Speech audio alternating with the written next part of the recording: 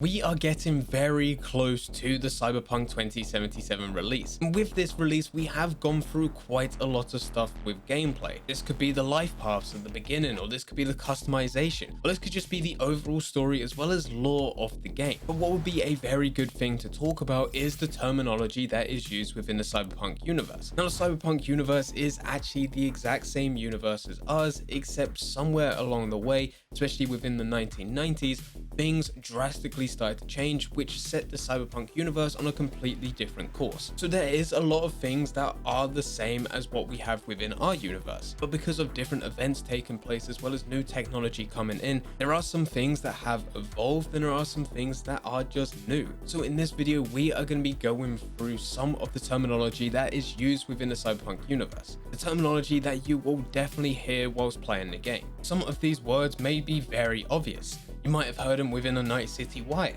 a trailer, or even gameplay that has been released by CD Projekt Red. Other words may not be as obvious, but hopefully by the end of this video you will understand the terminology, and when it comes to actually playing Cyberpunk 2077 when it is released, you will be able to understand everything that is said. Before I do get into the video, if you do want to talk any more Cyberpunk or even watch me play this game when it is released, then there is a link in the description down below which will take you over to the Twitch stream. Head over to there, drop a follow, and you'll be notified the next time I go live. Getting back into the video, this is not the terminology of every single word within Cyberpunk. That video would be more or less impossible, or at least it's going to take a very long time. So this is a list of words that you should definitely know. And if you know of a word that I missed off this list, then feel free to leave it in the comment section down below. So to begin with, we have the collapse. After a devastating stock market crash in 1994, this is when America fell to pieces. 1 in 4 people became homeless, illness ran rampant,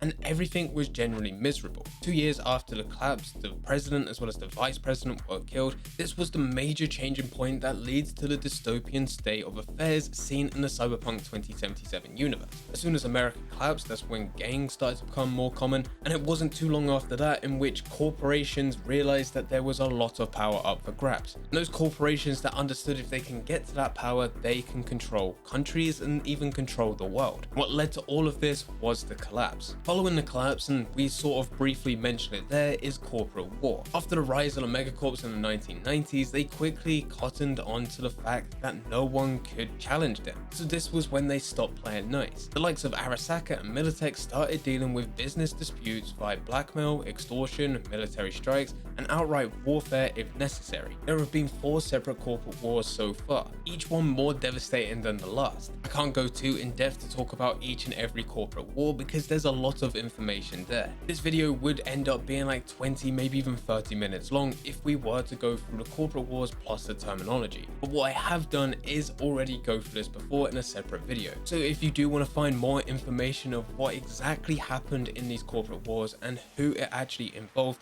then there is a link in the description down below to that video, as well as there'll be a card on screen right now which you can click and it will take you directly to that video. Next up, we have combat zones. This is a very simple one. These are just areas within cities where gangs run rampant and there's no law to prevent it. Danger is a fact of life. Finding yourself stuck here would be bad. Next, we have Night City. Night City is the setting of Cyberpunk 2077. And this is something that you will hear all the time. V belongs to Night City, and also there's been key events that's happened in Night City like the 4th Corporate War, which absolutely destroyed it. So when reading lore about Cyberpunk, you will definitely hear Night City. When also talking to characters, they will always mention Night City, and not just the fact because they're living there, but also because of everything that's gone on with it. Moving on, we have another very obvious one. Cyberware. Cyberware is augmentations that physically or mentally improve your performance. Think bionic eyes or limbs. This is the center of Cyberpunk. If you do get too much cyberware, you can lose who you actually are. And this is what leads to cyberpsychosis. Cyberpsychosis is a dissociative disorder. It affects those who've cybernetically augmentated themselves enough to lose their sense of self, resulting in disregard for normal humans. It is treatable, but trying to get someone like this into a doctor's chair is the tricky bit. How do you control a walking weapon with no self-preservation and a murderous streak? You can't. Cyberpsychosis is definitely linked with one of the gangs within Cyberpunk. That is the Maelstrom gang. The government has seen this as a massive problem, so therefore they have also brought in cyber squads. Cyber squads are government-sanctioned law enforcement that hunts down those suffering from cyberpsychosis. They're notorious for being unpleasant, heavy-handed, and very heavily armed. They can't take you alive, they won't hesitate to kill you. On a more pleasant note, we do have the terminology of chipping in, and this is just buying your first bit of cyberware. I assume you probably won't hear this too much within the game, but when you do actually finally buy your first bit of cyberware, this is probably when you hear it, and it will probably be a big deal. A lot of congratulations going around because you are now connected to the machine world. Chipping in is also a very popular in-universe song by Samurai, which is Johnny Silverhand's band. The next thing is brain dance. Brain dance is the ability to replay memories or events. Augmented reality on steroids, in other words. Just picture a VR headset, except what's being played is actually someone else's memories, rather than it being a game company, a game designer, programmer putting together a virtual world. This is real life stuff that happened and you get to be a part of it. Next up, we have Booster. Booster is a violent gang member who's stuffed full of cyberware and augmentations. This is where we start to get on the very thin line to having your first bit of cyberware with chipping in, to going all the way to the other end of the spectrum where you have cyberpsychosis. Booster is that somewhere in the middle, where you have a lot of cyberware and you have a lot of augmentations, but you haven't had that self-regard of human life. This would also lead to a booster gang, a group of boosters who band together to survive the dangers of modern city life. For most people, you would want to avoid them at all costs. They are territorial and often ruthless. These are enemies that you'll definitely encounter when playing Cyberpunk 2077. Moving on, we have Fixers. These are slightly dodgy underworld types who are information brokers, smugglers, and fences in Cyberpunk's dark future. Playing as V, who is a mercenary, needs a close relationship with a fixer. This is how you'll get different types of jobs, and if you do have a job where you get some sort of cyberware, technology, or something to sell on, you would probably want to go directly to your fixer. To help you with missions, you'll also have a ripperdoc. Ripperdocs are located all over Night City. They are backstreet surgeons who install illegal cyberware, probably off the books.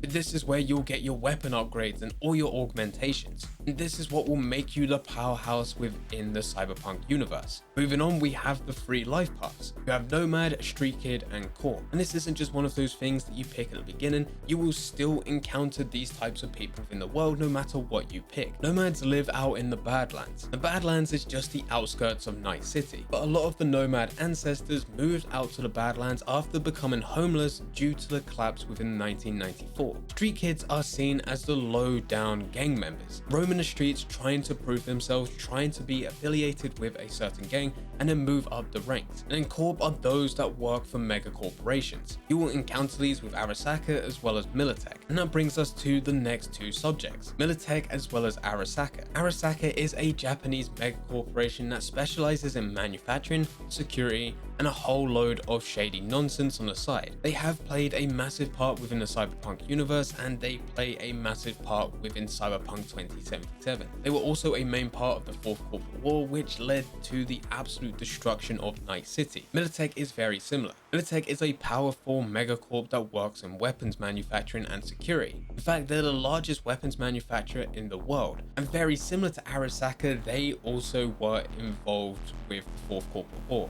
except they were fighting against Arasaka and were also part of the mass destruction of Night City. Next up, we have the Net. The Net is a far more advanced version of the internet, and even though in our universe we have the internet with a 2D screen, a keyboard, within the Cyberpunk universe they experience the Net in 3 dimensions. They do this by plugging themselves into a cyber modem. With the Net, you also have Netrun. This is Cyberpunk's version of hacking. To interface with a cyberspace system and mess about with its programs, this allows you to respond much faster than traditional inputs. So if the Net is what you enter to be a part of the internet, and Netrun is hacking, then a Netrunner is the person that takes on the hack. This would be the hacker within the world. This is Cyberpunk's universe take on hackers. Next up, we have the Face, and this sort of links into what we were just saying. This is slang for the interface. This is a virtual reality system that allows the human mind to interact with and understand raw data. So this is something where if you want to be a Netrunner within the universe,